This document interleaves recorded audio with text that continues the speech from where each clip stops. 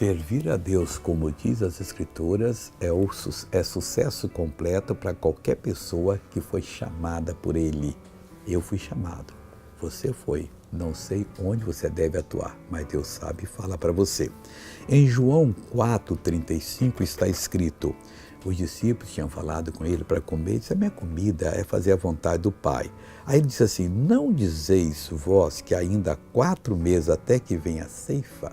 Se planta e se espera aí de 90 a 120 dias. O grão dá, depois ele seca e depois vai se colher. 4 meses. Eis que eu vos digo, levantai os vossos olhos e vede as terras que já estão brancas para a ceifa.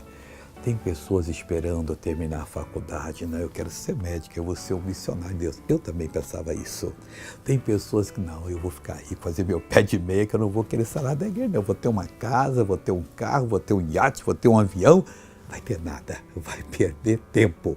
O amigo, veja essa pessoa que foi abençoada. Meu filho fez várias cirurgias de hernia e por isso deu um tumor muito grande. Ia ter que tirar um pedaço, porque era câncer. E agora? Maligno, benigno, sumiu. Sumiu, pessoal! Era hérnia no umbigo ou na virilha? Embaixo, pé na virilha. Na virilha dele. Quantas vezes operou?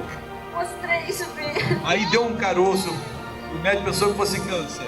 A senhora examinou, agora não tem mais. Ei, Jesus, muito obrigado. Agora eu quero orar com você, Pai, em nome de Jesus. Eu tenho certeza que o Senhor está falando ao nosso coração. Ô meu Pai querido, as terras estão brancas para a ceifa.